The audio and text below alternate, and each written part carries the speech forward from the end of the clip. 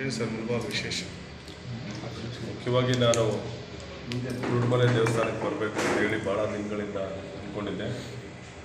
ಆ ದೇವಸ್ಥಾನ ನೋಡಿಕೊಂಡು ದರ್ಶನ ಪಡ್ಕೊಂಡು ನಮ್ಮ ಕಾರ್ಯಕರ್ತರನ್ನ ಭೇಟಿ ಮಾಡಬೇಕು ಅಂತ ಹೇಳಿ ಕಾಂಗ್ರೆಸ್ ಆಫೀಸಿಗೆ ಬಂದೆ. ಇಲ್ಲಿ ಬಂದ ಮೇಲೆ ಬಹಳಷ್ಟು ವಿಚಾರಗಳು ಚರ್ಚೆ ಮಾಡಿದ್ವಿ. ಪಕ್ಷ ಸಂಘಟನೆ ಮಾಡಬೇಕು, ನಮಗೆ ಶಾಸಕರು ಬೇರೆ ಇಲ್ಲ, ಕಾರ್ಯಕರ್ತರಿಗೆ ಯಾರೂ ದಿಕ್ಕು ಇಲ್ದಂಗಾಗಿದೆ. ಆದಿನಾರಾಯಣ ಕೂಡ ತಮ್ಮ ಕೈಲಿ ಏನೋ ಆಗುತ್ತೋ ಅಷ್ಟು ಮಾಡ್ತಾ ಇದ್ದಾರೆ.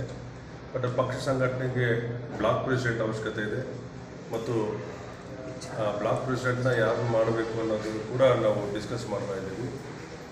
ಆಮೇಲೆ ಬರೋ ವಾರದಿಂದ ಪಂಚಾಯತಿ ವಿಸಿಟ್ ಹೋಗಿ ಪಕ್ಷ ಸಂಘಟನೆ ಬಲವರ್ಧನೆ ಬಿಟ್ಟೋಗಿರೋಂಥವ್ರು ಮತ್ತು ಹಿರಿಯರು ಯಾರ್ಯಾರಿದ್ದಾರಲ್ಲ ಭೇಟಿ ಮಾಡಿ ಮಾತಾಡಬೇಕು ಅಂತೇಳಿ ನಾವು ತೀರ್ಮಾನ ತಗೊಂಡಿದ್ದೀವಿ. ಅದೇ ರೀತಿ ಏನು ಜಿಲ್ಲೆ ಇರ್ಬೋದು ಮತ್ತು ತಾಲೂಕುಗಳಿರ್ಬೋದು, ಕೆಲವು ಕಡೆ ಬಣದ ರಾಜಕೀಯ ಕಾಂಗ್ರೆಸ್ಸಲ್ಲಿ ಬಣದ ಬಡದಾಟಗಳು ಹೆಚ್ಚಿಗೆ ಕಾಣ್ತದೆ. ಬಣ ಬಡದಾಟದಿಂದನೇ ನಮಗೆ ಲೋಕಸಭಾ ಎಲೆಕ್ಷನಲ್ಲಿ ತೊಂದರೆ ಆಗಿತ್ತು. ಒಂದೇ ಅಲ್ಲ, ಈಗ ಏನು ಕಾಂಗ್ರೆಸ್ ಆಪೋಸಿಟ್ ಏನಿದೆ BJP ಮತ್ತು JDS MP ಎಲೆಕ್ಷನ್ ನಂತರ ಸ್ವಲ್ಪ ಸ್ಟ್ರೆಂಥನ್ ಮಾಡ್ಕೊಳ್ತಾ ಇದ್ದಾರೆ. ನಮ್ಮಲ್ಲಿ ನಮ್ಮ ಕಾರ್ಯಕರ್ತರಲ್ಲಿ ಯಾಕೋ ಸ್ವಲ್ಪ ಉತ್ಸಾಹ ಕಡಿಮೆ ಆಗಿದೆ. ಸೊ ಅದರಿಂದ ಎಲ್ಲರೂ ಹುರಿದುಂಬಿಸೋ ಅಂಥ ಕೆಲಸನ ಆಗಬೇಕು. ನಾವೆಲ್ಲ ಲೀಡರ್ಸ್ನೂ ಸೇರಿ ಮಾತಾಡ್ತಾ ಇದ್ವಿ. ಇಲ್ಲಿ ಬಣ ರಾಜಕೀಯ ಇವತ್ತಿಂದಲ್ಲ 35 ವರ್ಷದಿಂದ ನಡೀತಾ ಇದೆ. ಆದರೆ ಎಲ್ಲರನ್ನೂ ಸೇರಿಸಿ ಮಾತಾಡೋವಂಥ ಕೆಲಸ ಇದುವರೆಗೂ ಆಗಿಲ್ಲ. ಆ ಕೆಲಸ ನಾವು ಮಾಡಬೇಕಂತ ಹೇಳಿ ನಾವು ಒಂದು ಹೆಜ್ಜೆ ಮುಂದೆ ಇಟ್ಟಿದ್ದೀವಿ. ಈಗ ಸರ್ ನೀಲಕಂಠೇಗೌಡರು ಈ ಕಾರಣಕ್ಕೆ ಕೂಡ ನೀವು MP ಎಲೆಕ್ಷನಲ್ಲಿ ಸೋತ್ರ ಬಣದ ರಾಜಕೀಯ ಇದು ಒಂದು ಕಾರಣ. MP ಎಲೆಕ್ಷನ್ ಸೋಲೋದಕ್ಕೆ ಇದು ಒಂದು ಕಾರಣ. ಮುಖ್ಯವಾದ ಕಾರಣ BJP ಮತ್ತು JDS ಸೇರಿ ನನಗೆ ನೀವೆಲ್ಲ ಕ್ಷೇತ್ರಗಳಲ್ಲೂ ನೋಡಿದ್ರು ಕೂಡ ನಮ್ಮ ಕಾಂಗ್ರೆಸ್ ಅಭ್ಯರ್ಥಿ 2023ರಲ್ಲಿ ಏನು ತಗೊಂಡಿದ್ರು ಅದಕ್ಕಿಂತ ಹೆಚ್ಚಿಗೆ ಓಟ್ ಸಿಕ್ಕಿದೆ. ಆದರೆ ಅವರಿಬ್ಬರು ಸೇರಿಕೊಂಡು ಓಟು ನಮಗಿಂತ ಹೆಚ್ಚಿಗೆ ಹೋಗಿರೋದ್ರಿಂದ ನಮಗೆ ಸೋಲಾಗಿದೆ. ಕೆಲವು ನಾಯಕರಿಗೆ ಕೇವಲ ಹಣಕ್ಕಾಗಿ ಮಾತ್ರ ಕೆಲವು ಕಾರ್ಯಕರ್ತರು ಮುಖಂಡರು ಫೋನ್ ಮಾಡ್ತಾರೆ. ಪಕ್ಷ ಸಂಘಟನೆಯಲ್ಲಿ ಅವರು ಯಾವುದೇ ರೀತಿಯ ಆಸಕ್ತಿ ತೋರ್ತಾರೆ. ಕೇವಲ ಹಣದ ವಾತಾವರಣಕ್ಕೆ ಮಾತ್ರ ಕೆಲವು ನಾಯಕರನ್ನ ಮುಖಂಡರನ್ನ ಫೋನ್ ಮಾಡ್ತಾರೆ. ಇದು ಈ ಸಮಸ್ಯೆ ಎಲ್ಲ ನಾಯಕರು ಹೇಳ್ತಾ ಇದ್ದಾರೆ. ಹಣ ಬೇಕಿದ್ರೆ ಫೋನ್ ಮಾಡ್ತಾರೆ, ಪಕ್ಷ ಸಂಘಟನೆ ಮಾಡೋದು ಅಂತ. ಪಕ್ಷ ಸಂಘಟನೆ ಮಾಡೋದಕ್ಕೆ ನಾವು ಮುಂದೆ ಹೆಜ್ಜೆ ಇಟ್ಟರೆ ಆಟೋಮೆಟಿಕ್ಕಾಗಿ ಎಲ್ಲರೂ ಮುಂದೆ ಬರ್ತಾರೆ. ಹಣ ಅನ್ನೋದು ನಿಮಗೆ ಗೊತ್ತು, ಪ್ರತಿಯೊಬ್ಬರಿಗೂ ಅದು ಅವಶ್ಯಕತೆ ಇದೆ. ಬಟ್ ಹಂಗಂತ ಎಲ್ಲರೂ ಏನು ಕೊಡ್ತಾ ಇಲ್ಲ. ಸಾಧ್ಯವಾದಷ್ಟು ಸಹಾಯ ಮಾಡೋಕ್ಕೆ ನೋಡ್ತಾರೆ. ಬಟ್ ಅದು ಹಣ ಸಹಾಯ ಪರ್ಸ್ನಲ್ ಆಗಿದ್ದರೆ ಕೆಲವು ಬಡವರಿಗೆ ಮದುವೆಗಳಿರ್ಬೋದು ಅವ್ರು ಕೇಳ್ತಾರೆ.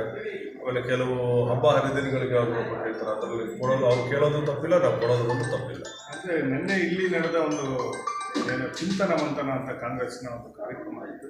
ಅದರಲ್ಲಿ ಕೆಲವು ಲೋಪದೇಶಗಳು ಕಂಡುಬಂದು ಕೆಲವು ಸರ್ಕಾರದ ನಾಮಣಿಗಳಿರ್ಬೋದು, ಹಾಗೆ ರೀತಿ ಯಾರನ್ನ ಕೇಳಿದಿರಾ, ಕೋರ್ ಕಮಿಟಿಗೆ ಕೇಳ್ತೀರಾ, ಹಿರಿಯರ ಕಾಂಗ್ರೆಸ್ ಕಾರ್ಯಕರ್ತರನ್ನು ಕೇಳ್ತೀರಾ, ಕೆಲವು ಕಾರ್ಯಕ್ರಮಗಳಿಗೆ ಏಕಪಕ್ಷೀಯವಾಗಿ ಅವರು ನಿರ್ಣಯ ತಗೊಳ್ತಾರೆ.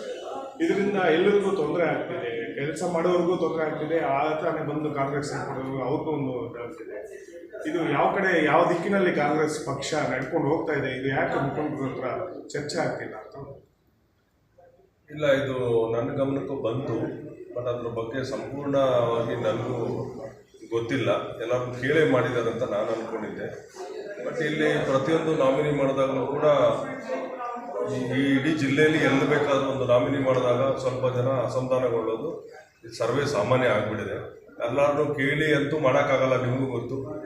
ಬಟ್ ಏನು ಕೋರ್ ಕಮಿಟಿ ಅಂತ ಆ ಕನ್ಸಲ್ಟ್ ಮಾಡಿ ಮಾಡಿರ್ತಾರೆ ಅಂತ ನನ್ನ ಭಾವನೆ ಇದೆ.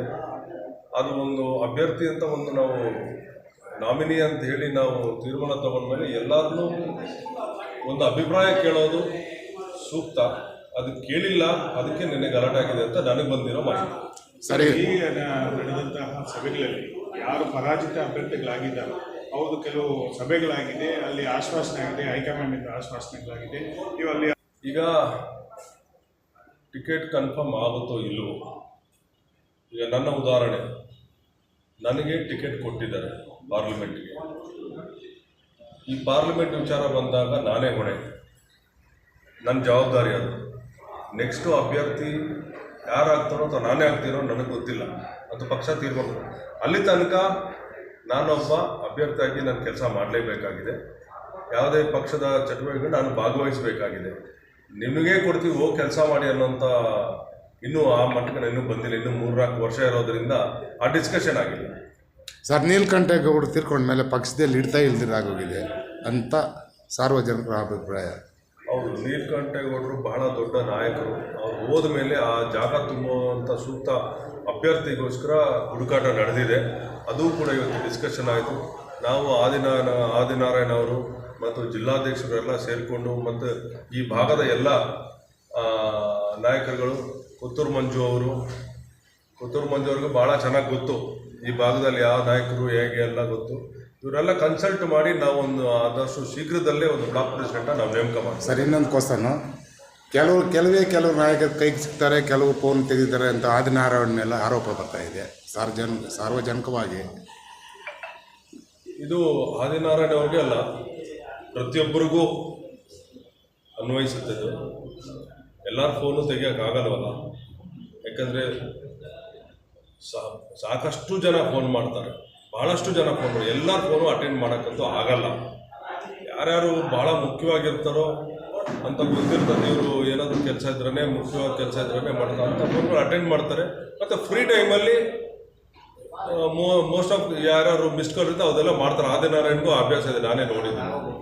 ಯಾಕಂದರೆ ಇತ್ತೀಚೆಗೆ ನಡೆದಂತಹ ಚುನಾವಣೆಗಳಿರೋದು ಕೆಲವು ಪಕ್ಷದ ಕಾರ್ಯಕ್ರಮಗಳಿರೋದು ಎಲ್ಲೂ ಗೌತಮ್ ಅವರು ಕಾಣಿಸ್ತಿದೆ.